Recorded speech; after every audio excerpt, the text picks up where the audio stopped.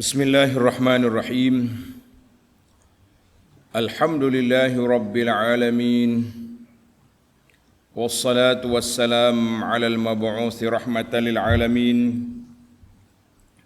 Nabiyyina wa habibina wa qudwatina Muhammad ibn Abdillah wa ala alihi wa sahbihi wa man sar ala nahjihi wa ihtada bihadihi wa istanna bisunnatihi ila yaumiddin. Amma ba'du. Muslimin dan muslimat, para jemaah, para pencinta ilmu, pencinta Al-Quran, pencinta sunnah Nabi sallallahu alaihi wasallam. Assalamualaikum warahmatullahi wabarakatuh. Alhamdulillah, pada pagi Isnin 24 Jumadal Ula 1444 bersamaan dengan 19/12/2022, kita panjatkan kesyukuran kepada Allah Azza wa Jalla kerana dapat memulakan pengajian kita dalam tafsir surah As-Saff. Surah As-Saff, surah yang ke-61, masih dalam juzuk yang ke-28. Juzuk yang ke-28. InsyaAllah kita akan ambil bacaan sebanyak 4 ayat. Kemudian kita undur ke muqaddimah dan intisari surah serta beberapa perkara yang berkaitan. Kita baca ayat dulu.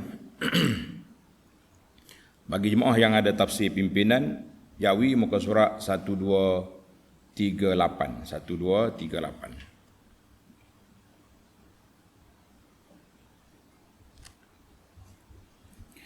أعوذ بالله السميع العليم من الشيطان الرجيم بسم الله الرحمن الرحيم سبح لله ما في السماوات وما في الأرض وهو العزيز الحكيم يا أيها الذين آمنوا لم تقولون ما لا تفعلون كبر مقتا عند الله أن تقولوا ما لا تفعلون إن الله يحب الذين يقاتلون في سبيله صفا كأنهم بنيان مرصوص. Itu 4 ayat yang kita baca. Kemudian kita pergi undur ke muqaddimah surah. Undur satu muka, kita pergi ke muqaddimah surah dulu.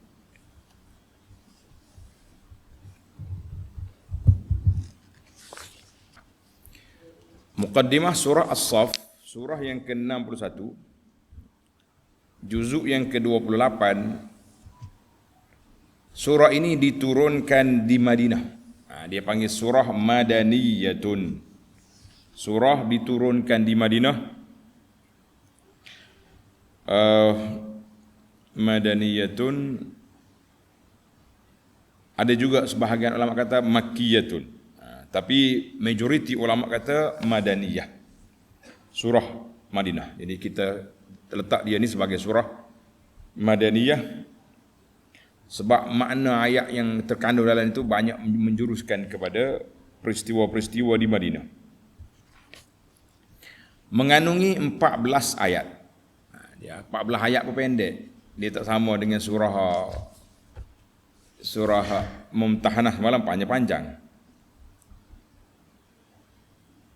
Dinamakan surah As-Saff. Surah Saff maknanya Saff dengan makna barisan tentera. Saff makna tentera berbaris, maksud nak berperang. Dalam bahasa Arab kata Saff, senang, surah Saff. Jadi nama dia surah As-Saff sebab dalam ayat 4 Allah Ta'ala sebut perkataan Saffa. yuqatiluna fi sabilihi saffa. Ayat 4. wahwa safful qital, saf peperangan, saf peperangan.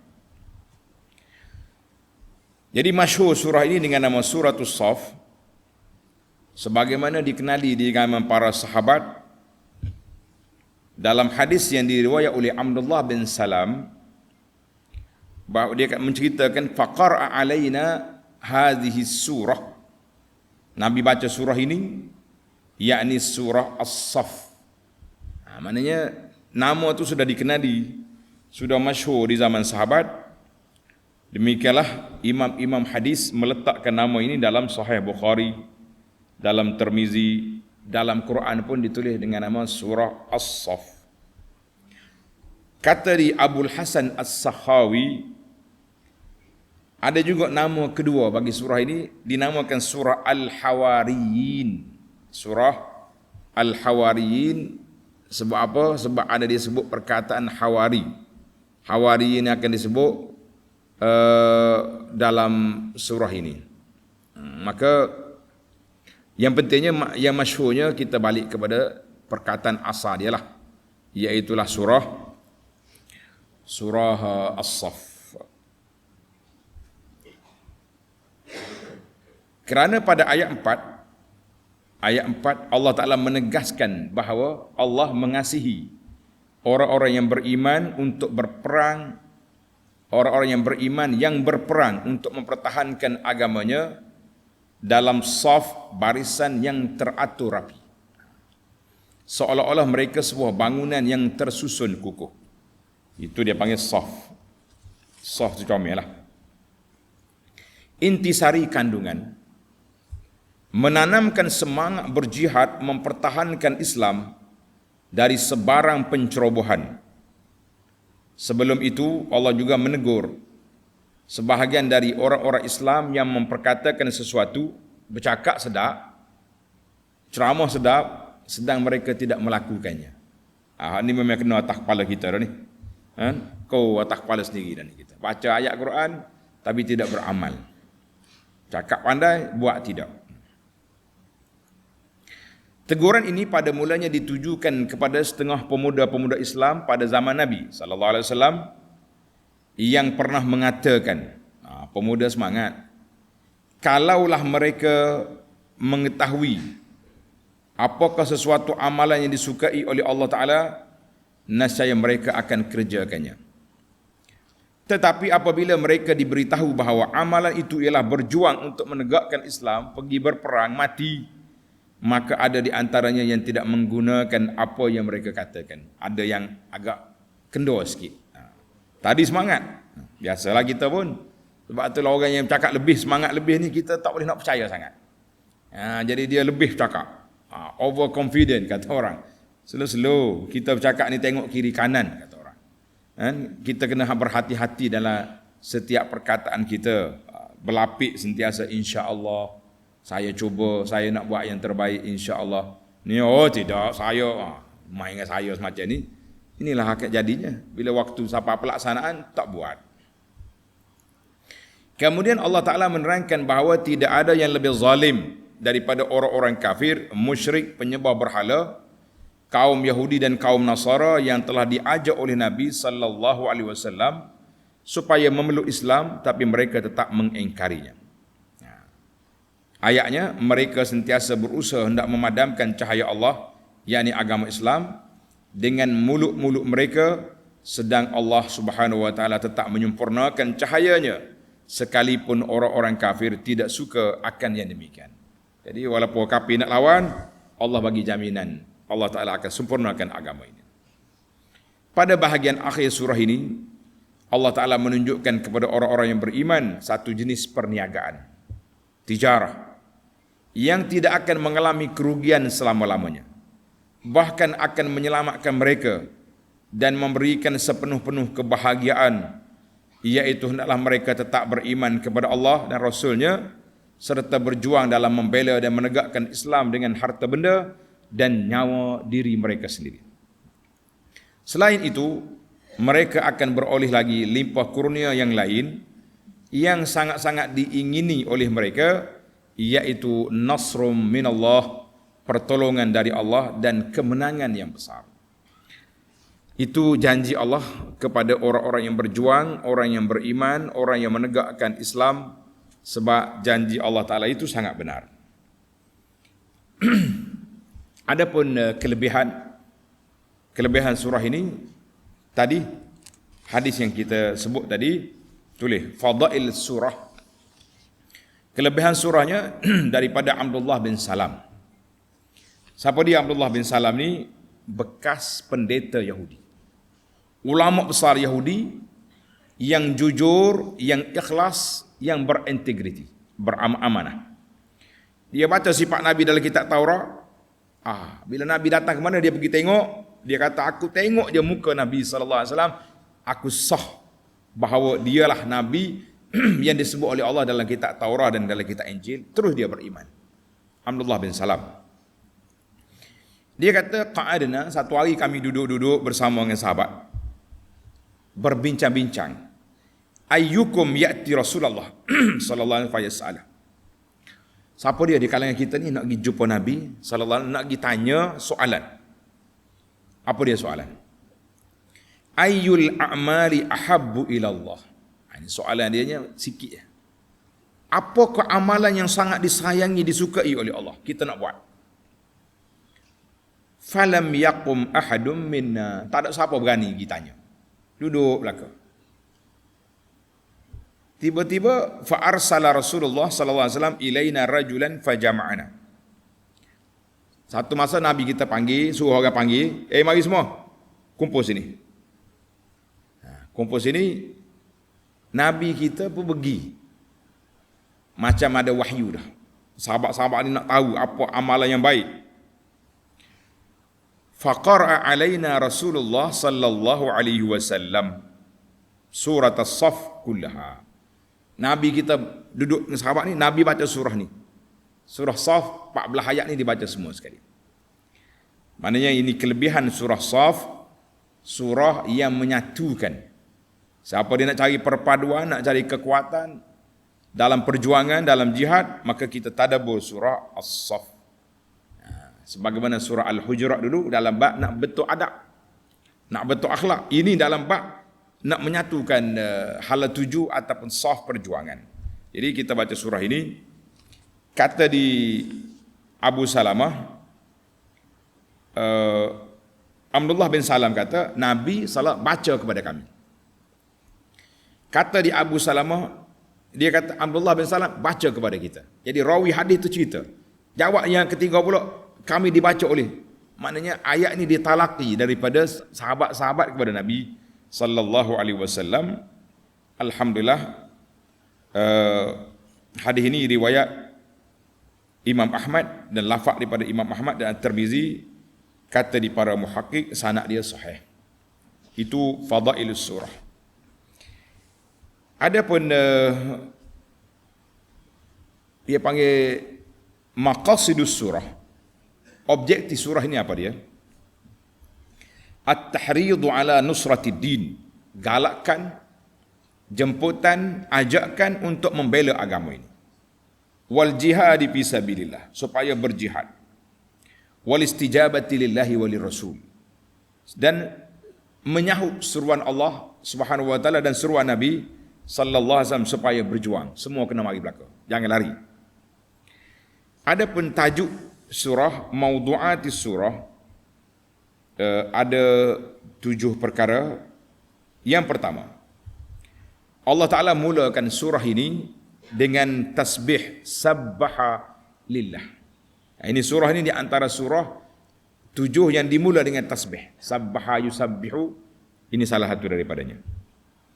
Wa tanzihihi, dan membersihkan Allah, mensucikan Allah daripada segala sifat, perkara yang tidak layak bagi Allah. Kita kena bersihkan Allah Ta'ala daripada segala sifat yang tidak layak bagi Allah. Yang kedua, an-nahyu anil aqwal, larangan daripada berkata-kata, bercakap, cakap sedap tapi buatnya tidak. Ini kita bimbang hari ini. Dengar cakap bak tasawuf ni, mengalir air mata sekali dengan hidung. Lepas-lepas sudah kuliah tasawuf, Waktu duduk meja makan VIP. Sudah.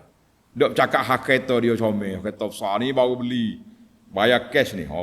Jadi waktu saya cakap zuhud, pendengar-pendengar pun meleleh air mata dengan air dia dah.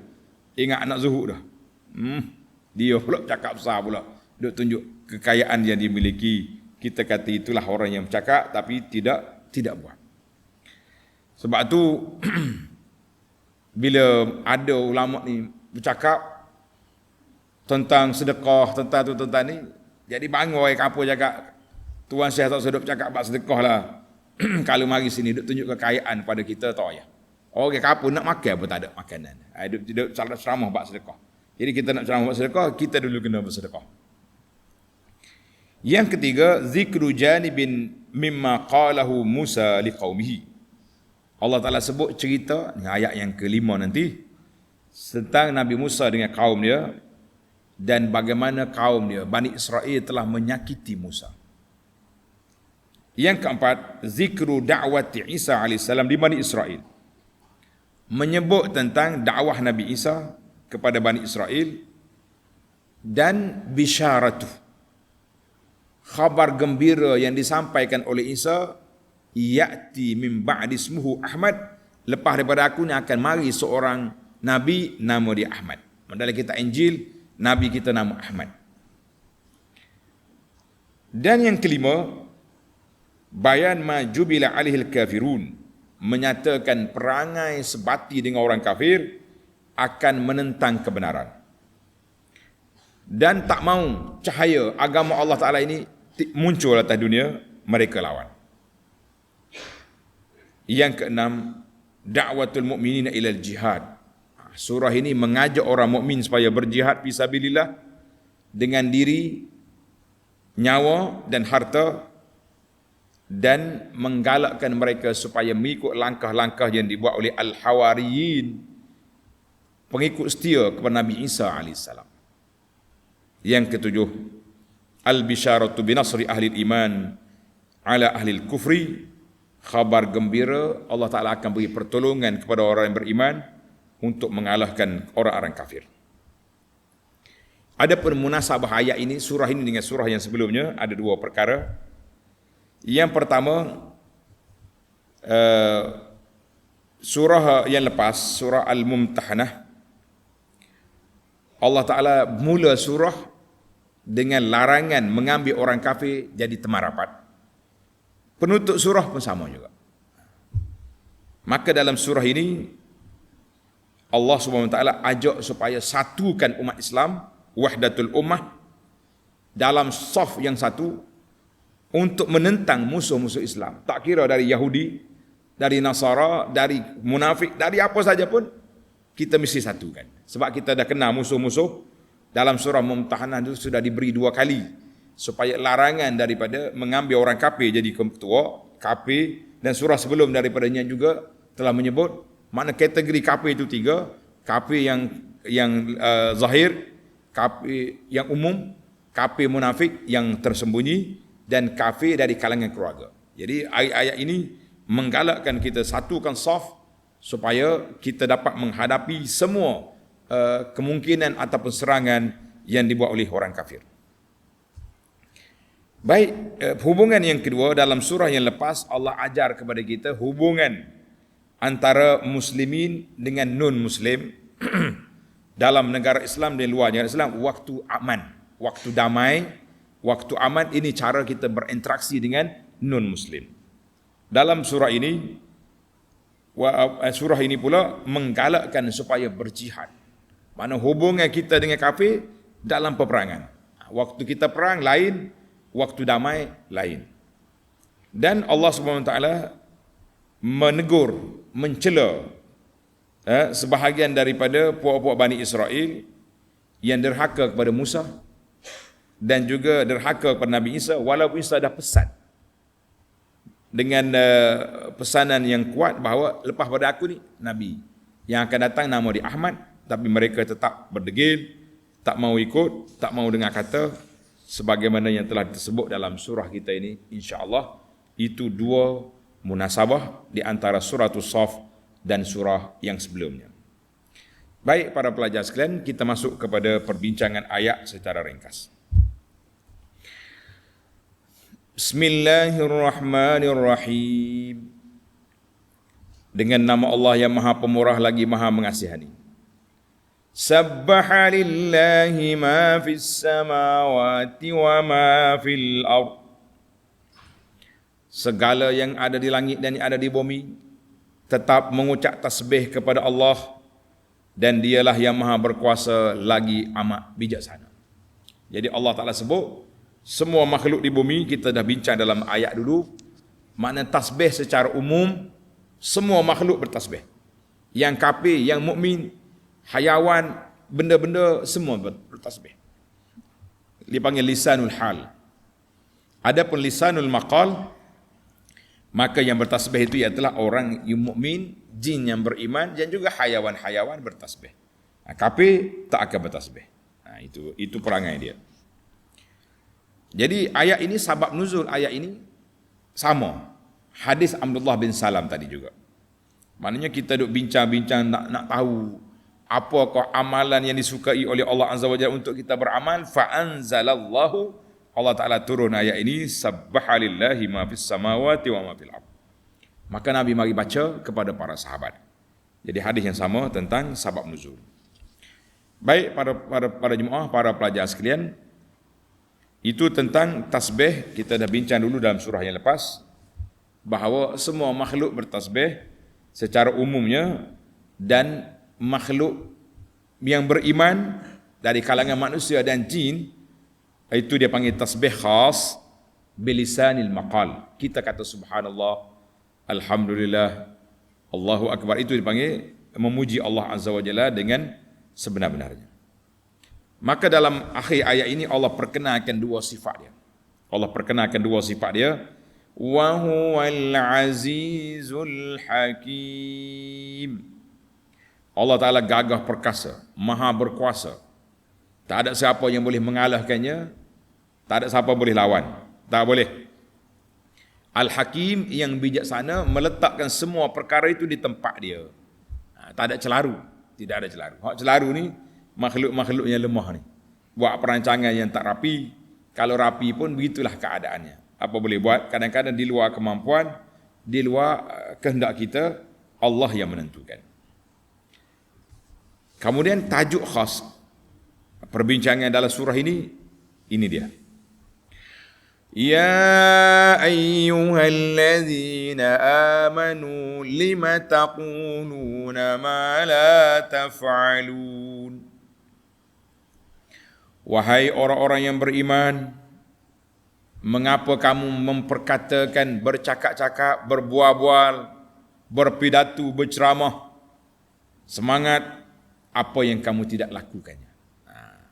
Tengok nota di bawah kata, pada suatu masa pada zaman Nabi sallallahu alaihi wasallam, ada di antara pemuda-pemuda Islam yang berkata, sedap dia bercakap. Dia kata apa?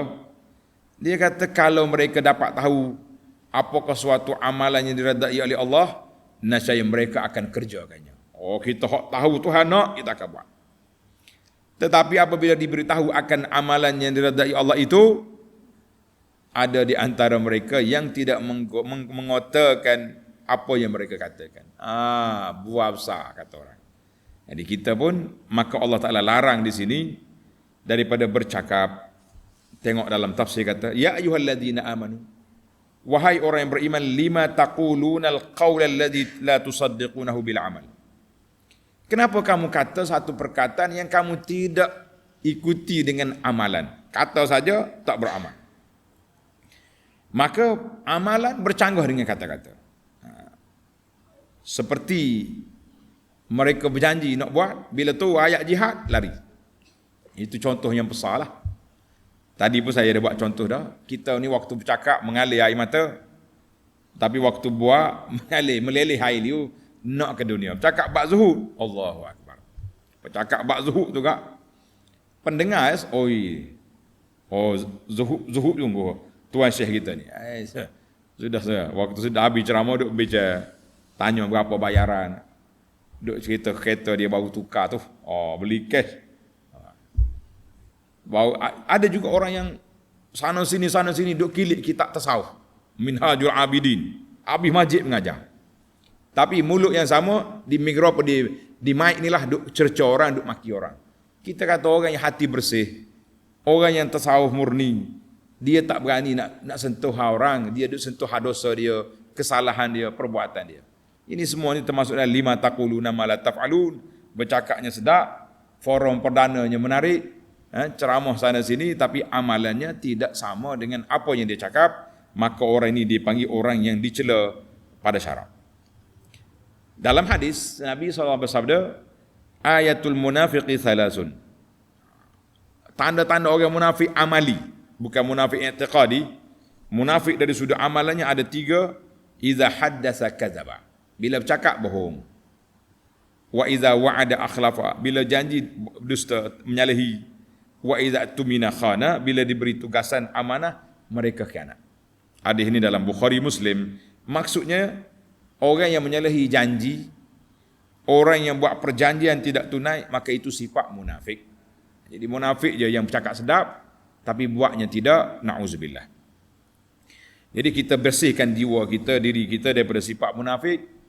Sebab orang munafik ni dia bermuka-muka. Bercakap supaya orang tak lari. Pengikut-pengikut dia setia dengan dia. Maka banyaklah kelentong-kelentong dia. Orang percaya. Jadi kita nak, biarlah kita jadi orang mukmin yang betul-betul, kita bercakap apa yang kita nak buat. Kita berkata-kata apa yang kita lakukan. Kalau macam ni tak boleh dakwah lah kita. Bukan tak boleh berdakwah. Pendakwah tu kena betul lah dia punya perjalanan hidup. Takkan nak suruh orang buat baik, kita tak baik. Ini je masalah kita sekarang yang kita bimbang. Tapi kalau buat juga, bercakap sedap, tak beramal, apa jadi? Tengok ayat 3. Kabura maqtan 'inda Allahi an taqulu ma la taf'alun. Amat besar kebenciannya di sisi Allah kamu memperkatakan sesuatu yang kamu tidak melakukannya. Ini berat. Allah kata kabura maqtan 'inda Allah. Ayat ini mencela orang-orang yang tidak pergi berperang. Waktu turun ayat perang, Nabi panggil, dia lari. Iaitu munafik. Bagi kata-kata semangat, oh kami bersama, tapi hilang waktu peperangan. Ini berat. Itulah Allah Ta'ala cela apa saja orang yang berkata kamu ni dia tak buat. Dalam hadis yang sangat menakutkan kita para jemaah sekalian, hadis dalam Riyadhus Shalihin ada sebut hadis tu. Orang yang busuk sekali, dia duk tarik usus dalam perut dia.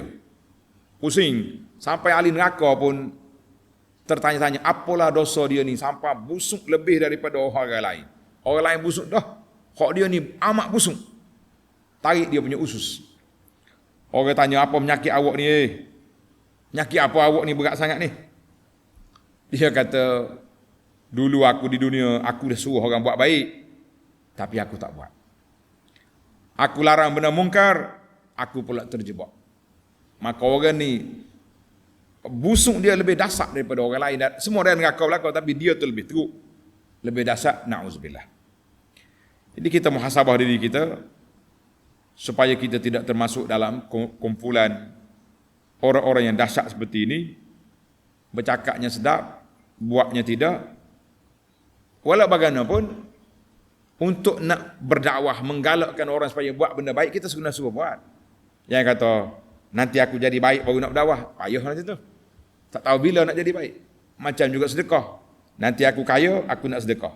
Tak boleh. Kita sedekahlah sampai kita jadi kaya. Kita berdakwahlah, ajak orang sampai kita jadi baik. Cuma ingatlah, kena usahalah. Biar ada tempoh lah. Aku ni, setahun, 2 tahun, perancangan yang kita buat untuk kita ubah perjalanan hidup kita ni, barulah sempurna insya-Allah. Baik, ayat yang keempat. Inna Allaha yuhibbul ladzina yuqatiluna fi sabilihi saffa ka'annahum bunyanun marsus. Sesungguhnya Allah mengasihi orang-orang yang berperang untuk mempertahankan agamanya. Allah Ta'ala sayang kepada para mujahidin yang berjuang untuk menegakkan agama Allah, li'i'la'i dinihi, untuk menegakkan tapi dalam saf yang tersusun. Dia tak mau. Allah Ta'ala tak mau kita orang Islam ni orang panggil tak ada perancangan, tak ada strategi, tak ada susun atur. Lah, itu bukan cara kita. Kalau kata ini peperangan cara zuhud, kita kata lah. Allah nak tengok kita duduk dalam saf yang teratur. Satu teratur, yang kedua mantap. Ka'annahum bunyanum marsus. Dalam barisan yang teratur rapi, seolah-olah mereka sebuah bangunan yang tersusun kukuh. Jadi bangunan yang kalau kuat, besi cukup, seminya cukup, dia punya saiz insya-Allah kuat. Kita duk perhati tengok air laju, tapi tiang-tiang jambatan tu alhamdulillah setakat ni tak ada lagi bunyi runtuh kecuali banjir yang terlalu besar. Mana lebih daripada kapasiti kekuatan. Maknanya enaknya struktur dia tu biar kuat. Tak boleh main-main. Jadi kita orang Islam ni kena duduk di situ. Allah Ta'ala gambarkan sah dalam peperangan itu seolah-olah macam satu binaan yang kuat yang tak boleh dirempuh oleh puak-puak kafir. Nabi kita buat bandingan dalam hadis yang diriwayat oleh Abu Musa al-Ash'ari radhiyallahu anhu, anin Nabi sallallahu alaihi wasallam qala innal mu'min lil mu'mini kal bunyan yashuddu ba'dahu ba'dha. Tengok Nabi kita syabbaka asabi'ahu, dia masuk jari nak menunjukkan kekuatan. Innal mu'min lil mu'mini kal bunyan. Orang mukmin dengan orang mukmin lain itu macam satu binaan, yashuddu ba'dahu ba'dha, ia menguatkan satu sama lain. Sebab tu kita ni tak ada sempurna. Betul tak? Ada orang ni kuat dari sudut ibadat dia, ruhiyah dia kuat. Tengok waktu banjir ni dia tak tidur, duduk main ya Allah, Allahumma hawalaina wala alaina. Ada hak lain pula tak tidur, kau duduk main, duduk share gambar hujan sana banjir sini. Jadi kadang-kadang dia share gambar tu dia tak maklumkan di mana tempat bila berlaku. Ada berlaku dulu, tengok gambar kuat, klik tengok-tengok hak tahun 2014. Nyulang balik sebab tak ada tarikh. Kita ada orang yang masya-Allah dari sudut keuangan boleh apa saja projek nak buat masjid, dakwah dia bagi. Ada orang pula dia tak ada keuangan tapi dia dari sudut tenaga, kerja hebat. Maknanya orang mukmin kalau kita, sebab itulah kata di para pendakwah, al-mu'min dha'ifun fi nafsihi qawiyyun bi ikhwanihi. Orang mukmin ni lemah kalau seorang dia, tapi dia akan kuat kalau bila dia bersatu, bila dia bersama dengan ukhuwah yang mantap, kita akan kuat. Jadi dha'ifun fi nafsihi, lemah kalau seorang tapi qawiyyun bi ikhwanihi, dia akan kuat dengan adanya pertolongan, kesatuan saudara-saudara dia. Orang mukmin perlu kekuatan. Jadi kita ni kalau kita bersatu sungguh, mantapkan kesatuan umat Islam, kita akan dapat kekuatan. Maka kekuasaan itulah yang kita akan gunakan untuk menegakkan syariat Islam, menghapuskan kemungkaran setakat mana yang kita mampu. Yang tak mampu, usaha lagi biar mampu. Baiklah para pelajar, pada jemaah sekalian, hadis ini rawahu al-Bukhari wal lafzu lahu wa Muslim. Tamatlah perbincangan ayat, 4 ayat yang ringkas. Ayat ni boleh ya kalau kita nak panjang-panjang, tapi kita nak panjang pun jadi takut. Sebab Allah Ta'ala pukul kita berat di sini, lima taquluna ma la taf'alu. Mau cakap banyak, buatnya tidak. Baik kita cakap sikit tapi buat kerja banyak. Kan? Kerja yang disuruh oleh Allah, yang disyariatkan oleh Nabi sallallahu alaihi wasallam, kita buat banyak, itulah orang yang baik. Baik para jemaah sekalian, kita tamatkan perbincangan, kita pergi kepada al-fawaid, kita ambil faedah. Faedah daripada ayat 4 ini, al-faidatul ula, faedah yang pertama. Tengok dalam ayat yang pertama Allah Ta'ala sebut sabbahalillahi ma fis samawati wa ma fil ardi. Akhir ayat wa huwa al-azizu al-hakim. Allah Ta'ala sebut semua makhluk atas dunia ni bertasbih. Di langit dan di bumi. Kemudian di akhir ayat dia sebut dia dua sifat.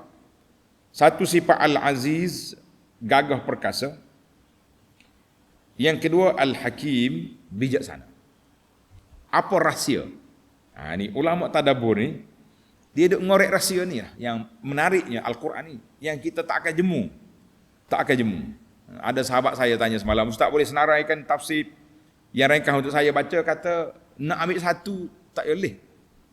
Sebab setiap orang penulis tu tafsir, dia akan tafsir mengikut apa yang dia nak. Orang ni nak bab dakwah, dia tafsir ikut dakwah. Yang ni bab hukum, tafsir ayatul ahkam. Yang ni bab cerita. Jadi kalau kita nak, pasal kita kena baca 2-3 gaya tafsir, barulah kita boleh olah mengikut kita pula nak. Jadi setiap orang ada gaya dia sendiri. Para pelajar pun dia boleh pilih nak ikut cara ni, cara ustaz ni, cara macam-macam. Baik. Dalam ayat ini Allah kata Al-Azizu wasfil aziz. Allah Ta'ala sifatkan zatnya yang mulia dengan sifat gagah perkasa, maha berkuasa. Sebab lepas pada ni Allah nak beri arahan supaya berperang. Jadi kalau kamu takut kepada musuh, kamu jangan takut. Kamu ada Allah yang bersifat Al-Aziz, yang Al-Ghalib, Al-Qawi, yang gagah perkasa, yang akan beri pertolongan pada kamu kalau kamu ikhlas dalam perjuangan. Baik. Kemudian Allah sebut sifat yang kedua Al-Hakim. Al-Hakim yang penuh kebijaksanaan. Maknanya Allah yang perintah kamu berjihad. Jihad ni boleh mati. Tinggal isteri jadi janda, anak jadi yatim. Tapi ingat, Allah suruh berjihad bukan kerana nak suruh kamu mati gitu je. La. Laisa abasan. Bahkan Allah Ta'ala letakkan satu persiapan yang besar. Syurga yang menanti begitu hebat bagi para mujahidin yang melaksanakan tugas untuk menegakkan agama Allah. Jadi jangan bimbang, ikut je. Berperang, jangan lari. Sebab pulangannya besar. Kalau tak mati dalam peperangan, mati juga waktu lain. Mati juga.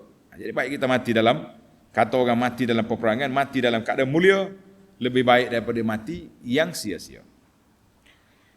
Yang kedua, faedah yang kedua, ayat 2, ya ayyuhalladzina amanu lima taquluna ma la taf'alun.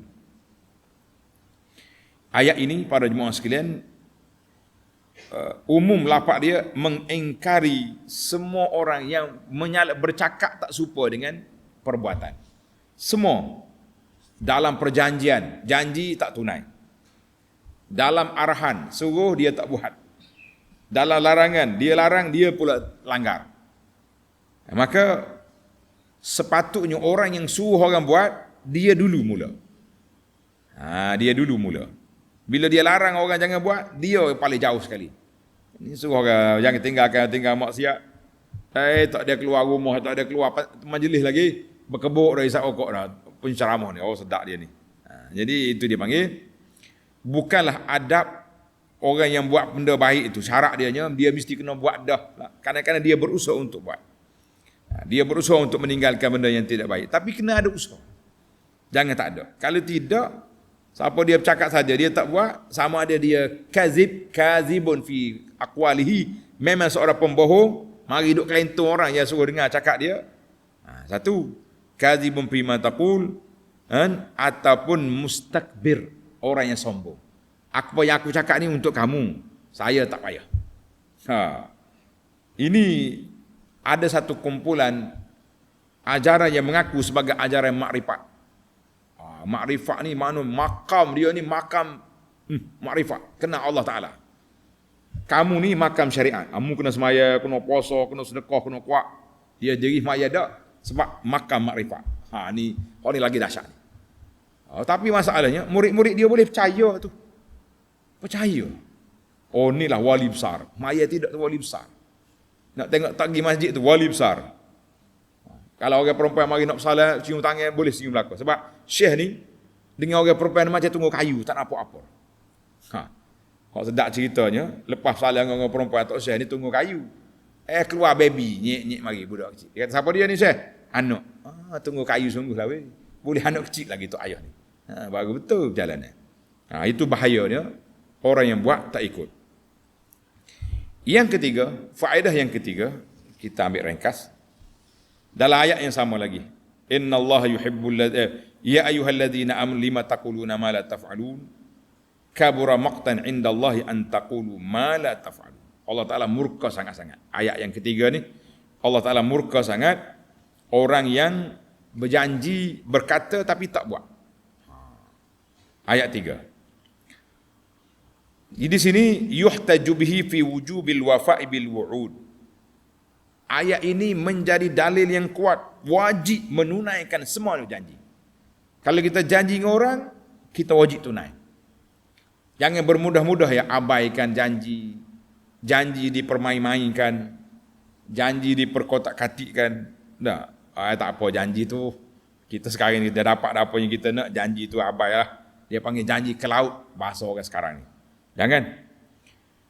Termasuklah janji kita dengan Allah. Ada orang ni dia berjanji, dia bernazar. Aku ni kalau dapat gini sekian, wajib atas aku buat. Dapat sungguh benda yang dia nak tu. Anak dia dapat 10A. Apa ni, projek yang dia nak dapat, tiba-tiba lembik tengkok, Ustaz, tak ada ke akta lain boleh ubah?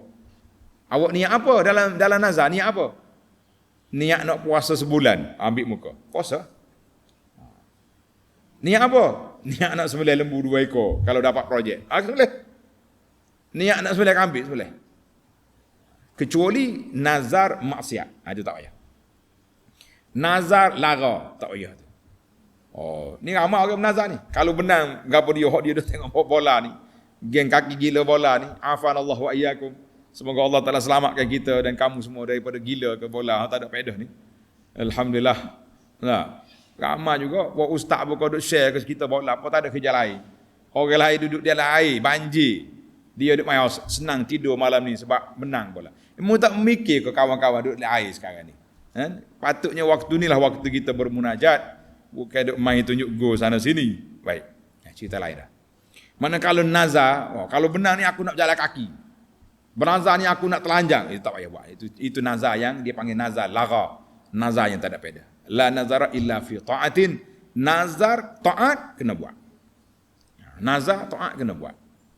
Ada seorang ni dia berdiri, Nabi tengah kuliah, dia berdiri tengah panah luar masjid. Nabi kata siapa tu? Dia kata nama dia Abu Israel. Abu Israel ni dia bernazar, tak mau duduk, tak mau masuk bawah bangunan, nak duduk bawah panah terik matahari, dan dia berpuasa. Nazar nak puasa. Nabi kata, suruh dia duduk, masuk di bawah bayangan teduh, teruskan puasa. Maknanya, puasa itu ibadat, terus, nazar hak lara, tak payah. Termasuk juga orang bersumpah. Tengok cerita semalam, cerita Maqil malam, dia sumpah, tak mau kahwinkan adik dia kan. Tapi oleh kerana mari arahan lebih baik, maka dia kena batalkan sumpah itu dan dia kena bayar kafarah dan dia kena buat apa yang terbaik. Jadi itulah di antara kita hari ini al-wafa' bin nazri. Jadi siapa dia meletakkan satu syarat dalam diri dia untuk nak buat ketaatan, buat. Kalau tidak dia buat saja ya. Saya ni nak buat gini-gini. Ni ramai orang berjanji ni. Nak buat masjid lah, nak tolong pondok lah, nak buat tu, nak buat ni. Tapi bila sampai waktu kita nak buat, kita tanya dia, maaflah, ekonomi merudum. Ekonomi tak stabil. Padahal nampak banyak ya. Pitih tak stabil. Akhir kali janji tidak ditunaikan sebab di atas nama tidak stabil. Allahu Akbar. Mari kita cepat habis. Yang keempat, ayat yang keempat. Inna Allah yuhibbul ladhina yuqatiluna fi sabilihi saffa. Ka'annahum bunyanun marsus. Ayat ini hasun minallahi li'ibadihi alal jihad. Ayat ini Allah Ta'ala galakkan hamba-hamba dia supaya berjihad. Dan Allah ajar bagaimana strategi peperangan.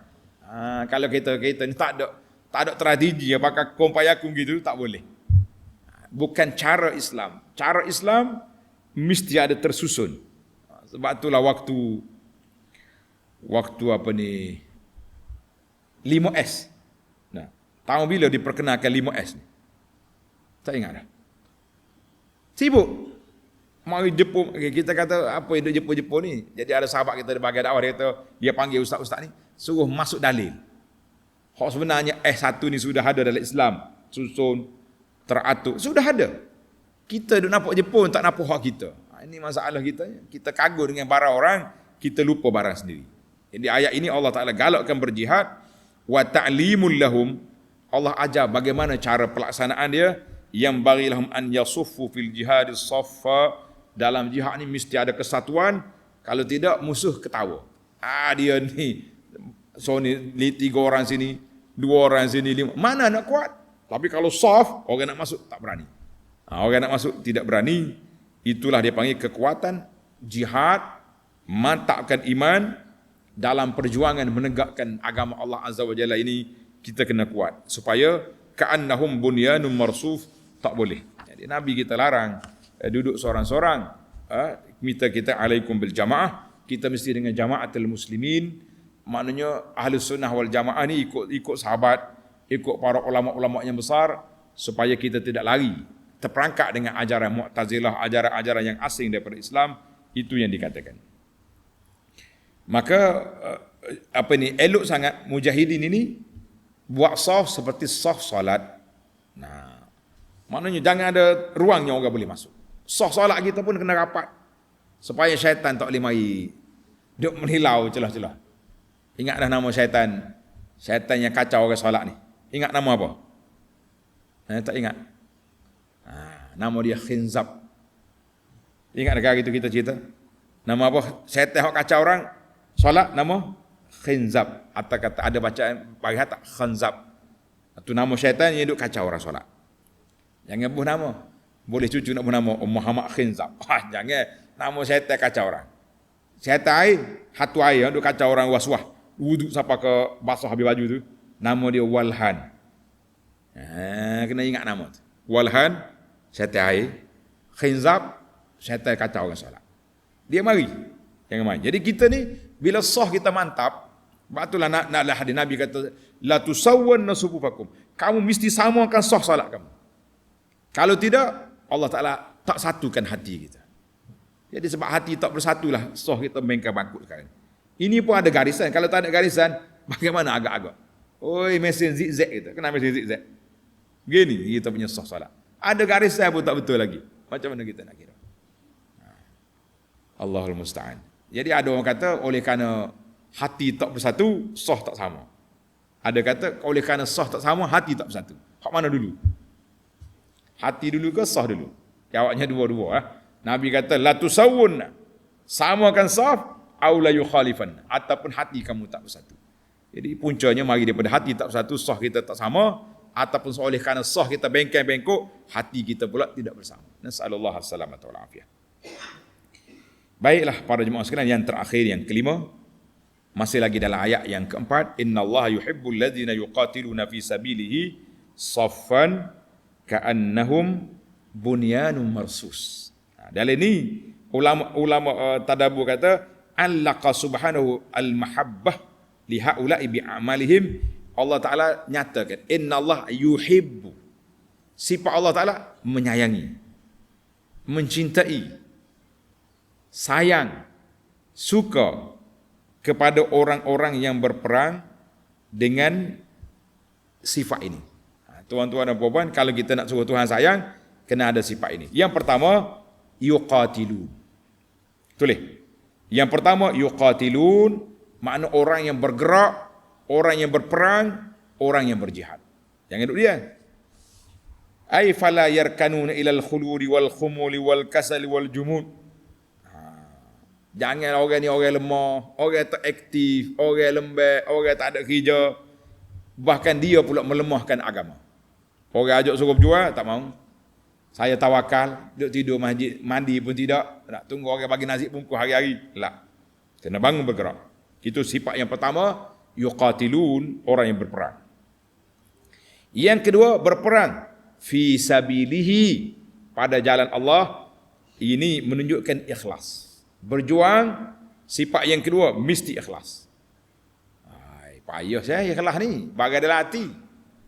Oleh kerana kita ni bagai dalam hati ikhlas, kita nak suruh nampak kita ikhlas, semua benda kita tulis belakang dengan tulus ikhlas. Pak bagi orang. Berapa cek mau bagi hari ni? Derma untuk buat masjid. Cadangannya 10,000 tu nak bagi tu. Tapi wartawan ada tak? Terlupa panggil wartawan tu, kacek bagi 2,000. Mana ikhlas? Tak ada. Ikhlas. Si fisabilihi, syarat perjuangan kita ni fi sabili ikhlas. Sifat yang ketiga, apa dia? Safa maknanya mesti dalam satu barisan, satu saf yang mantap, yang tak boleh orang goyah kita. Kena ada kesatuan. Tak boleh kita sendiri-sendiri, tak jadi. Kena kuat. Rabi'an yang keempat, ka'annahum bunyanun. Bunyan ay kal bunyani, seperti satu binaan yang kukuh. Binaan yang kukuh. Mana satu binaan? Tak ada orang buat rumah tiang saja. Ada. Atap saja rumah. Mana ini atap ada, rumah tiang tak ada. Tak ada rumah. Mana kalau rumah kena ada tiang, kena ada atap, kena ada besi, kena ada semua. Maknanya itu dia panggil bunyan. Ay al-bunyanu hisnun mani, kena ada kota pertahanan yang kuat. Yang kelima, marsus, yang tersusun, ay la yatakhallalahum wa ma yumazzuhum, supaya orang tak boleh attack kita nak memecahkan kesatuan Islam. Hari ini banyaklah pecah-pecah ni. Kan? Ini istimbak daripada para ulama tadabbur. Dia kata itulah dia syarat nak dapat mahabbatullah. Tanda tuan-tuan. Syarat nak dapat mahabbatullah bagi seorang pejuang kena ada 5 sifat. 5 sifat ini berjuang, ikhlas, saf, seperti binaan yang kukuh, dan tidak ada ruang untuk dimasuki oleh orang-orang yang nak merusakkan kekuatan kita. Alhamdulillah, cukup kita 5 perkara dalam tafsir kita pada kali ini. Kita akan sambung lagi dalam ayat yang seterusnya insya-Allah. Dalam siri akan datang ayat 5 dengan ayat 6. Ayat 5 dengan ayat 6 cerita tentang Nabi Musa alaihi salam dan juga Nabi Isa alaihi wa ala nabiyyina salatu wassalam. Insya-Allah kita akan sambung dalam siri akan datang. Sallallahu ala nabiyyina Muhammad wa ala alihi wa sahbihi ajma'in walhamdulillahi rabbil alamin.